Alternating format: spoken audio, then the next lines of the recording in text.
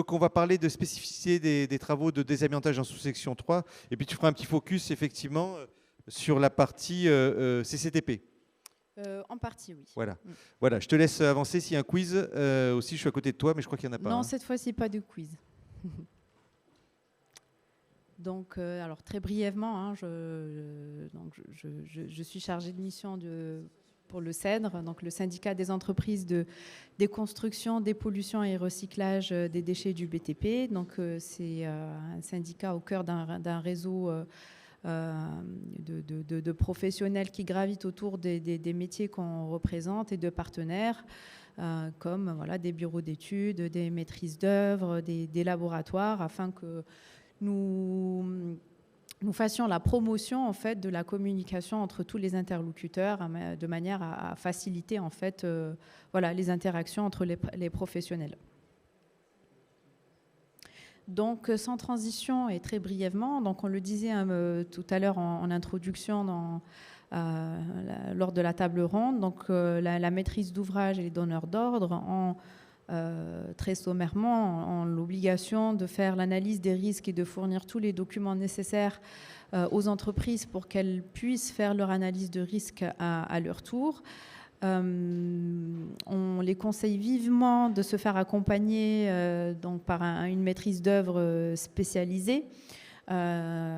Démolition lorsqu'on a un chantier de démolition et à plus forte raison amiante lorsqu'il y a des travaux de désamiantage avec donc cette sécurisation du fait que la maîtrise d'œuvre est assurée pour les travaux en désamiantage démolition, et aussi penser à un coordonnateur SPS lorsqu'il y a donc coactivité sur le chantier, de manière à ce que voilà, les travaux se passent au mieux.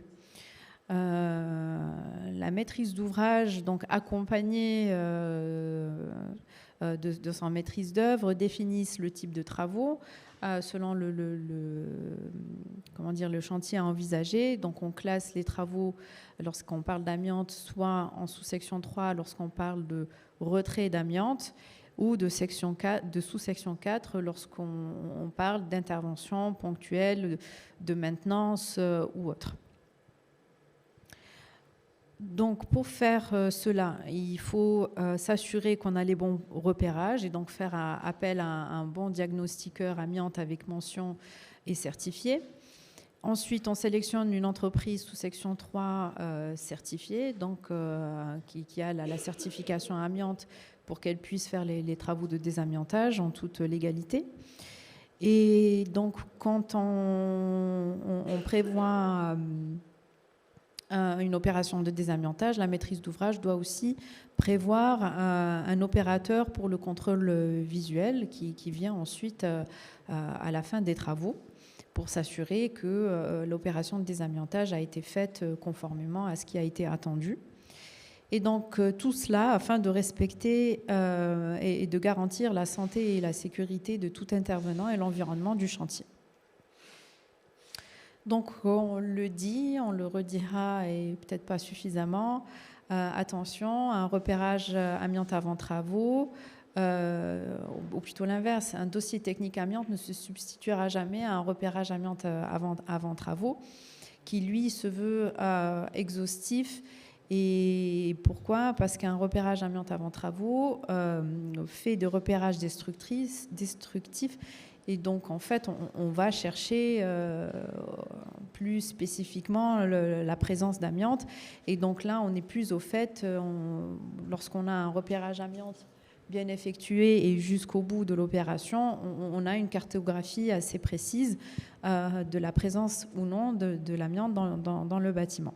Donc attention, un DTA c'est bien, il peut être conforme dans un périmètre bien circonscrit lorsqu'on a une idée très précise de type de travaux qu'on veut faire, mais il faut savoir que le repérage amiante avant travaux, c'est le document de référence pour une opération sécurisée. Donc très brièvement, on le voyait tout à l'heure avec Alexandre, l'obligation de repérage amiante vient s'inscrire dans le décret du 9 mai 2017 et ensuite les arrêtés d'application dans les 6 domaines cités, donc les immeubles bâtis, les autres immeubles tels que les terrains, ouvrages de génie civil, le matériel roulant ferroviaire, les navires, les aéronefs, installations, structures et équipements, autrement dit les installations industrielles. Donc voilà, donc il y a cette obligation de repérage, on va dire, dans tous ces domaines-là. Donc maintenant qu'on a les repérages, on sait où est l'amiante et qu'on sait qu'on va faire des travaux. Alors, quelles sont la nature des travaux? Alors, la maîtrise d'ouvrage accompagnée de sa maîtrise d'œuvre établissent le schéma des interventions. Alors, sous section 3, alors, la limite sous section 3, sous section 4 n'est pas tout le temps bien défini. Il faut juste... Alors, il y a ce logigramme d'aide à la décision qui est fait par la DGT et qui est consultable. Donc, mais il faut se dire que définir les travaux sous section 3, sous section 4, c'est aussi du bon sens. Par exemple, percer un mur où il y a de l'amiante, soit dans la peinture, soit voilà, dans sa structure, il y a de l'amiante, on va percer. On perce une fois, c'est une intervention ponctuelle, on va la traiter en sous-section 4. Voilà, donc le processus est maîtrisé, on intervient une fois et voilà, donc c'est de la sous-section 4. Par contre, si on est amené à intervenir dans un immeuble où on perce tous les murs pour une raison ou pour une autre, et l'opération est amenée à être répétée plusieurs fois, et donc l'exposition et les potentielles pollutions se multiplient, il est quand même de bonne pratique et de bon sens que de la considérer en sous-section 3 pour justement mettre les dispositions nécessaires pour maîtriser au mieux le risque amiante. Donc en fait, cette répétition d'exposition fait que vaut mieux envisager l'opération en sous-section 3. Donc, comme on le disait tout à l'heure en table ronde, le repérage amiante avant travaux est une étape primordiale à la maîtrise du risque amiante et c'est la donnée d'entrée pour maîtriser le chantier. Donc,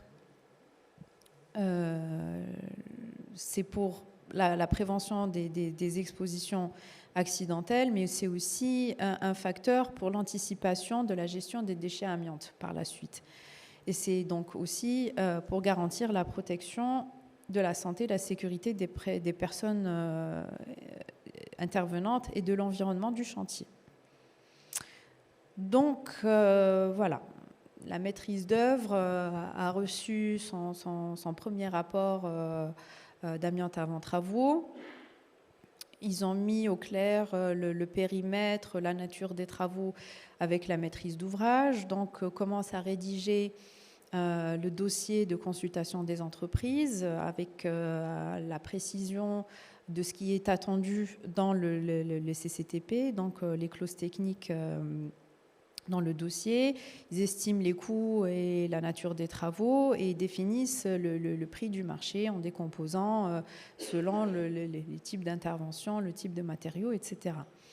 Donc, à ce moment-là, les entreprises répondent. Il y a une discussion donc, qui est menée entre l'entreprise, la maîtrise d'œuvre et la maîtrise d'ouvrage sur ce qui est techniquement envisageable ou pas, selon l'environnement du chantier, selon la nature des travaux. Et ensuite, l'entreprise se doit quand même que lorsqu'il y a des impossibilités techniques pour une raison ou une autre, elle se doit de l'exprimer et de trouver une solution afin de fiabiliser finalement cette relation maîtrise d'ouvrage, maîtrise d'œuvre, entreprise, afin que tout le reste se passe au mieux. Donc la maîtrise d'ouvrage finit par sélectionner une entreprise certifiée lorsqu'il y a des travaux donc, de désamiantage dits de sous-section 3. L'entreprise, à son tour, fait une analyse critique de tous les documents qui lui ont été fournis pour faire son analyse de risque.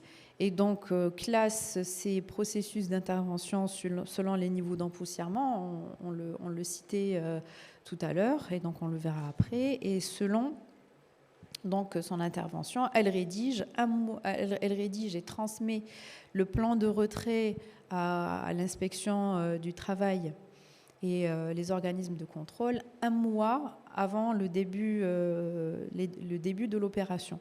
Donc c'est une étape quand même qui est primordiale, cette rédaction du plan de retrait, parce qu'on décrit tout ce que l'entreprise doit mettre en œuvre, à la fois dans la protection individuelle, collective, sécurisation de l'environnement du chantier, mais aussi on décrit en fait tous les travaux envisagés. Et donc c'est une étape fondamentale dans la préparation du chantier, et c'est aussi un document qui va servir de base de discussion avec voilà, les équipes qui interviennent. Et donc c'est un document un peu finalement central et de communication. Alors, comment l'entreprise intervient, quels moyens elle doit mettre en œuvre, tout cela est réglementé et circonscrit donc dans le décret 4 mai 2012 et les arrêtés donc communément appelés arrêté EPI, arrêté EPC du 7 mars 2013 et du 8 avril 2013, où donc on vient décrire comment l'entreprise doit faire son analyse de risque selon les 3 niveaux d'empoussièrement et ce qu'elle doit mettre en face à chaque niveau à chaque niveau en fait de risque. Et on le disait tout à l'heure, donc certains processus peuvent éventuellement être classés en niveau 1 parce que le processus est maîtrisé, parce que le retour d'expérience de l'entreprise fait que voilà, elle a développé voilà, une technicité qui fait que le processus, comment dire, le niveau d'empoussièrement est maîtrisé. Par contre, c'est pas parce qu'on a un processus de niveau 1 qu'il doit être traité obligatoirement au niveau 1. Le contexte du chantier, milieu d'intervention, doit rentrer en compte pour la sécurisation en fait et la maîtrise du risque amiante. Et donc parfois on est amené, en tout cas pour les entreprises, on va dire vertueuses, bien que le processus soit un niveau 1, ils le traitent en niveau supérieur pour justement apporter la sécurité nécessaire de l'environnement et de l'opération en elle-même, parce qu'il faut garder toujours en tête qu'il y a toujours un risque d'un pépin lorsque voilà, soit l'état du matériau amiante n'est pas celui qu'on pensait, ou voilà, il y a juste un accident dans l'exécution du processus qui fait il y a des empoussièrements inattendus. Et donc le fait de surélever dans des cas bien particuliers le niveau de protection, et bien voilà, on sécurise du coup l'opération. Donc vigilance au niveau d'empoussièrement, et ce n'est pas parce qu'on est au niveau 1 qu'il n'y a pas de risque amiante. Donc il faut être très très vigilant sur ce sujet. Donc une fois qu'on a fait son chantier, on part du principe que voilà, on a enlevé tout l'amiante qui a été prévu donc à l'opération, qu'il n'y a pas eu de pépin, que le chantier s'est déroulé comme prévu. Donc on arrive à la fin de l'opération. Donc voici en 14 étapes sommaires que je ne vais pas détailler ligne par ligne. Donc les étapes par lesquelles l'entreprise doit passer. Donc en premier lieu, donc, on finit l'opération, il y a le nettoyage fin, il y a les examens visuels en interne, donc l'entreprise s'autocontrôle en fait sur voilà, l'opération qu'elle vient de faire. Et ensuite, il y a les opérations de repli du chantier. Et étape primordiale, donc le mesurage libératoire ou de première restitution, qui vient en fait après le premier constat visuel, et ensuite il y a le constat visuel qui est fait par l'opérateur mandaté par la maîtrise d'ouvrage, qui vient donc confirmer ou pas, hein, que l'opération a bien été menée comme convenu, qu'il ne reste pas de matériaux encore à désamianter. Donc le constat visuel de l'opérateur se fait en 2 étapes, avant et après des confinements. Et j'attire aussi l'attention sur cette deuxième étape parce que les entreprises constatent que parfois l'opérateur s'affranchit un peu de cette deuxième étape post-confinement, mais qui est quand même primordiale. Donc attention à cette étape primordiale. Et ensuite, il y a une mesure de deuxième restitution qui, elle, finalement, reste à la charge de la maîtrise d'ouvrage pour s'assurer, en fait, que l'ambiance, de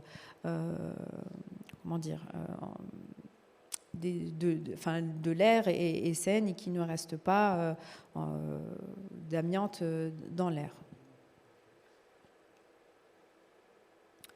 Donc, suite à cela, lorsque l'entreprise s'est assurée que tout va bien, qu'elle a eu les constats visuels qu'il faut, que l'opération est bien finie, qu'elle a effectué son repli de chantier, l'entreprise, donc, comme je le disais tout à l'heure, fait son rapport de fin de travaux qu'elle doit communiquer au donneur d'ordre, où, en fait, finalement, elle décrit tout ce qu'elle a effectué.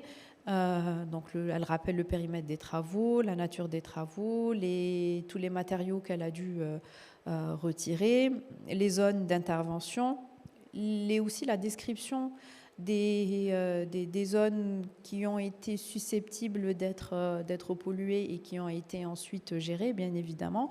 En tout cas, elle doit retracer toute son intervention et ses conséquences.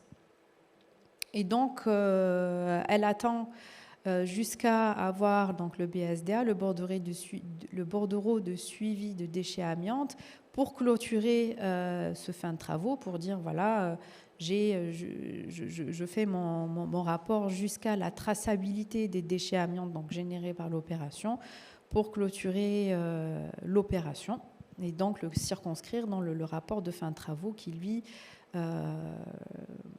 en fait, est une pièce fondamentale de sécurisation, à la fois pour l'entreprise, bien évidemment, pour prouver qu'elle a bien fait ce qui a été attendu dans le marché qu'elle a pris, mais aussi pour la maîtrise d'œuvre, pour la traçabilité ensuite.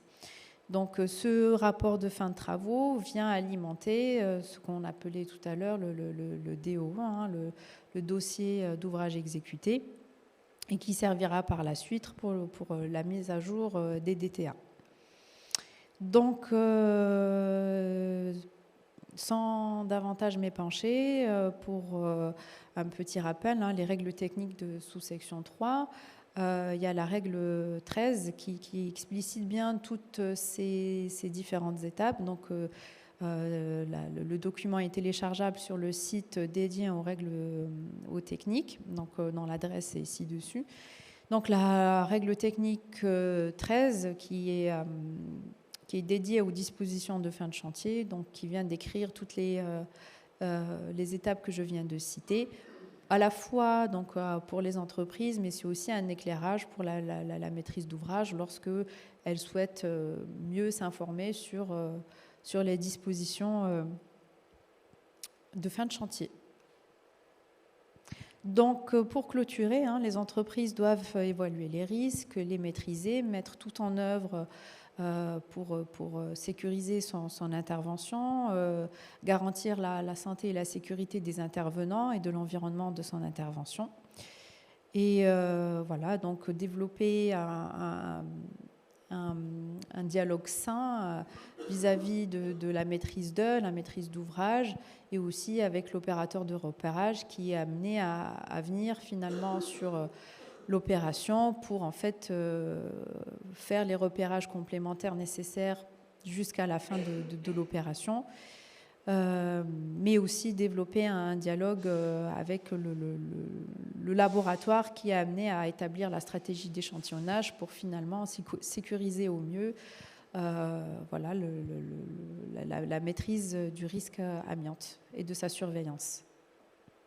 Voilà, je vous remercie. Voilà, on peut applaudir Souila. Merci Souila pour ton intervention. On a des questions du public, hein, je crois, Benjamin et Morgane. On va les prendre tout de suite pour toi.